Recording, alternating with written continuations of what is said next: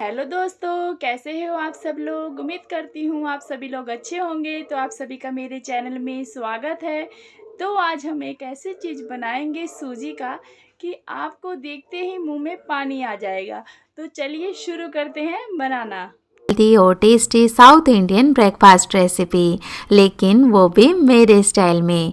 South को छोड़कर यदि आप और कहीं ये नाश्ता खाने जाओगे तो आपको रसम वड़ा का ऑप्शन तो मिलता है, लेकिन रसम पूंडी का ऑप्शन नहीं मिलता।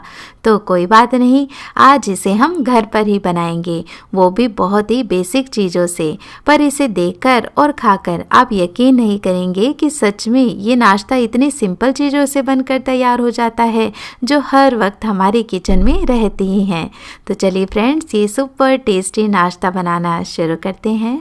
तो सबसे पहले हम पुंडी की तैयारी कर लेते हैं। तो इसके लिए एक कढ़ाई के अंदर 1 से 2 छोटी चम्मच तेल गरम कर लेंगे। मैं आपको ये नाश्ता स्टेप बाय स्टेप इस तरीके से बनाना बताऊंगी कि आपका किचन भी बहुत नहीं फैलेगा और कम समय में जल्दी से आप ये नाश्ता बना करके तैयार कर सकते हैं। तेल के गर्म होते इसके अंदर सबसे पहले डालेंगे 1 छोटी चम्मच कच्ची चना दाल, 1 छोटी चम्मच कच्ची उड़द दाल, 1 छोटी चम्मच डालेंगे इसके अंदर राई या फिर सरसों, 1 छोटी चम्मच जीरा डालकर इन चीज़ों को हम 10 से 15 सेकंड के लिए पका लेंगे। फिर हम इसमें डालेंगे 6 से 7 करी पत्ता, जिसे मैंने काट करके लिया है। इसके बाद 1 छोटी चम्मच इसमें डालेंगे रेड चिली फ्लेक्स और इसी के साथ डालेंगे इसके अंदर आधा कप नारियल का बुरादा या फिर आप फ्रेश कोकोनट का इस्तेमाल भी कर सकते हैं। और इन्हीं के साथ हम इसमें डाल देंगे ये 1 कटोरी सूजी। तो सूजी नॉर्मली हमारे पास हर वक्त रहती है, इसलिए मैंने सूजी का इस्तेमाल किया है। यदि आपको रवा मिल जाता है तो आप रवा का इस्तेमाल भी कर सकते हैं। तो बेसिकली रवा से ही ये नाश्ता बनकर के तैयार हो जाता है। तो जो रवा होता है ना, वो चावलों से तैयार होता है, तो उससे ये नाश्ता बनता है। लेकिन क्योंकि वो हर वक्त हमारे घर में भी नहीं रहता है और नॉर्मली हर शॉप पर वो मिलता भी नहीं है, इसलिए यहाँ पर मैंने सूजी का इस्तेमाल किया है। तो इससे भी काफ़ी ज़्यादा अच्छा टेस्ट आता है। सारी चीज़ों को मैंने 2 मिनट के लिए भून लिया है। तो सूजी बढ़िया भुन चुकी है। तो अब इसमें जिस कटोरी को माप करके हमने सूजी ली थी, उसी कटोरी को माप करके टोटल ये 2 कटोरी पानी का ले लेंगे और अब सूजी को बढ़िया से फूलने देंगे। इसमें गांठे नहीं पड़े, इसके लिए इसे लगातार चलाते रहें। तो आप देखेंगे कि जैसे जैसे सूजी पकेगी ये अच्छे से फूल जाएगी और ये धीरे धीरे एक डो फॉर्म में आ जाएगी। यहाँ पर इस बात का आप ज़रूर ख्याल रखें कि पानी की मात्रा ज़्यादा नहीं होनी चाहिए, और सपोज पानी ज़्यादा भी हो जाता है तो उसे ज़्यादा देर के लिए पका लें। अब इसमें स्वाद के अनुसार नमक डालकर इसे फिर से मिला लेंगे। तो धीरे धीरे आप जैसे जैसे इसे पकाते जाएंगे ना, तो ये देखिए इस तरह से ये इकट्ठा होने लगेगा। तो बस इसी स्टेज तक हमें इसे पकाना है, ज़्यादा ओवर कुक नहीं करना है, क्योंकि आगे हम इसे स्टीम भी करेंगे। तो इसे हम थोड़ी देर कवर करके छोड़ देते हैं। तब तक हम क्या करेंगे, रसम की तैयारी कर लेंगे। इसके लिए यहाँ पर मैंने 5 मीडियम साइज के एकदम फ्रेश लाल टमाटर लिए हैं और इसी के साथ एक मीडियम साइज का इमली का टुकड़ा भी ले लिया है। तो देखिए जो टमाटर है ना, वो आप एकदम फ्रेश ही लेकर के तैयार करें, क्योंकि इससे रसम का टेस्ट भी बहुत अच्छा आता है और कलर भी बहुत अच्छा आता है। अब हम क्या करेंगे, जो टमाटर है ना उन्हें हम कट कर लेंगे। समय बचाने के लिए जो टमाटर हैं उनको मैं क्या कर रही हूँ, ग्राइंडर जार में थोड़ा सा ग्राइंड करके ले रही हूँ। इसलिए यहाँ पर मैं मोटा मोटा ही इसे कट कर रही हूँ। नॉर्मली जब रसम तैयार की जाती है तो टमाटर को अलग से बॉयल करके फिर इनका छिलका हटा करके फिर तैयार की जाती है, लेकिन आज मैं आपको शॉर्ट तरीका बताऊंगी, लेकिन इससे टेस्ट में कोई फर्क नहीं आएगा। तो ग्राइंडर जार में सारे कटे हुए टमाटर मैंने ऐड कर दिए हैं और इसी के साथ इमली का टुकड़ा भी डाल दिया है। ध्यान रखें कि बीज नहीं होना चाहिए इमली का, नहीं तो ग्राइंडर खराब हो जाएगा। अब सारी चीज़ों को मैंने कोर्सली ग्राइंड कर लिया है और अब एक छलनी लेंगे और इसके अंदर इसे छान लेंगे। अब इस छलनी के अंदर हम थोड़ा थोड़ा पानी डालते जाएंगे और इसे प्रेस करते जाएंगे। तो इससे टमाटर का जितना भी जूस या पल्प होगा, साथ ही इमली का जो पल्प होगा ना, वो इसी के अंदर आ जाएगा। तो पानी डालते हुए आपको ये प्रोसेस करनी है और अच्छे से प्रेस करते हुए सारी चीज़ों को फिर साइड में कर दें। तो देखिए छिलका, बीज और इमली के जो रेशे होते हैं ना, वो सारे सेपरेट हो गए हैं। अब हम पाउडर तैयार करेंगे रसम का। तो इसके लिए एक पैन के अंदर 1 छोटी चम्मच लेंगे कच्ची चना दाल, इसी के साथ जाएगा इसके अंदर 1 छोटी चम्मच जीरा, 1 छोटी चम्मच साबुत काली मिर्च, 1/4 छोटी चम्मच डालेंगे इसमें मेथी मेथी दाना और 2 से 3 साबुत लाल मिर्च इस तरह से मैंने काट करके ऐड कर दी हैं और सारी चीज़ों को 1 से 1.5 मिनट के लिए रोस्ट कर लेंगे या जब तक कि इनका कलर चेंज ना हो जाए। फिर इन्हें ग्राइंडर जार में ट्रांसफ़र कर लेंगे और इसी के साथ 6 से 7 लहसुन की कलियां भी इसमें डालेंगे। आप चाहें तो ज़्यादा तीखा रसम आपको पसंद है तो इस स्टेज पर आप इसमें हरी मिर्च भी डाल सकते हैं। अदरक का फ्लेवर पसंद है तो अदरक का इस्तेमाल भी कर सकते हैं। तो इस तरह से हमने एकदम फ्रेश रसम पाउडर बना करके तैयार कर लिया है, जिससे टेस्ट बहुत ही ज़्यादा अच्छा आता है। तो अब हमारी सारी तैयारी हो गई है, तो अब हम रसम को भी पकने के लिए चढ़ा देते हैं। तो एक कढ़ाई के अंदर 1 से 2 छोटी चम्मच तेल गरम कर लेंगे।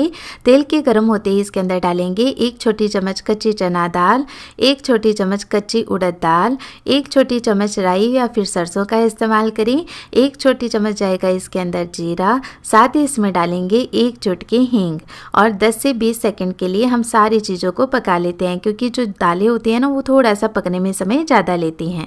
तो यहाँ पर बढ़िया खुशबू तड़के में से आने लगी है। तो इस स्टेज पर हम इसमें करी पत्ता भी ऐड कर देंगे। तो 6 से 7 करी पत्ता ऐड कर दें। मुझे करी पत्ते का फ्लेवर बहुत अच्छा लगता है, इसलिए मैं करी पत्ता ज़्यादा ही इस्तेमाल करती हूँ। इसके बाद 2 से 3 साबुत लाल मिर्च और 1/4 छोटी चम्मच हल्दी पाउडर डालकर सारी चीज़ों को 10 सेकेंड के लिए पका लेंगे। अब जो टमाटर का पेस्ट हमने बना करके रखा है वो इसमें ऐड करेंगे। तो देखिए इसमें मैंने ढेर सारा पानी डाला था, क्योंकि जो रसम होती है ना वो काफ़ी ज़्यादा पतली होती है। अब इसमें जो हमने फ्रेश मसाला बना करके तैयार किया था वो डाल देंगे और इसी के साथ मैं रसम को और भी अच्छा फ्लेवर देने के लिए इसके अंदर डाल रही हूँ ये दाल का पेस्ट, यानी उबली हुई दाल का मैंने इस्तेमाल किया है। यदि आपके पास बची हुई दाल रखी है तो आप उसका इस्तेमाल कर सकते हैं, नहीं तो इसे टोटली स्किप भी कर सकते हैं। अब हम रसम को तकरीबन 15 से 20 मिनट के लिए पकाएंगे। तो जब तक रसम पक रही है हम क्या करते हैं, पूंडी बना लेते हैं। तो जो पूंडी का हमने मिश्रण बनाया था वो हल्का ठंडा हो गया है, इसीलिए हम इसे टच कर सकते हैं। तो एक मिक्सिंग बोल के अंदर इसे ट्रांसफ़र करके इस तरह मसलते हुए एक जगह इकट्ठा कर लेते हैं, ताकि जब हम पूंडी बनाएं तो उसे अच्छे से शेप दे पाएँ। अब हम क्या करेंगे कि इसमें से थोड़ा सा मिश्रण लेंगे और इस तरह से जैसे बड़े बनाते हैं ना, जिसे हम फ्राई करते हैं, उसी तरह की शेप इनको हम देंगे। तो इसके लिए पहले इसे फ्लैट कर लें और फिर बीच में एक होल कर दें। तो आराम से ये नाश्ता बन करके तैयार हो जाता है। लेकिन यदि आप ऐसे नहीं बनाना चाहते हैं तो कोई भी शेप आप इसे दे सकते हैं। तो इस तरह से देखिए एकदम वड़े की शेप मैंने इसे दे दी है और बहुत ही अच्छे से शेप बनकर इसकी तैयार हो जाती है। बस ध्यान रखना है कि जो सूजी का मिश्रण है ना वो ज़्यादा ठंडा नहीं होना चाहिए शेप देते समय।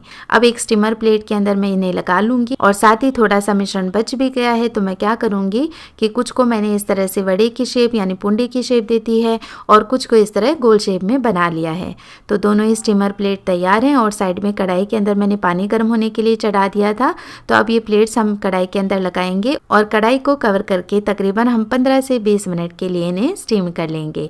तब तक हम साइड में रसम को भी चेक कर लेते हैं। तो देखिए कितनी बढ़िया रसम हमारी उबल चुकी है, बहुत ही अच्छा कलर आया है इसका।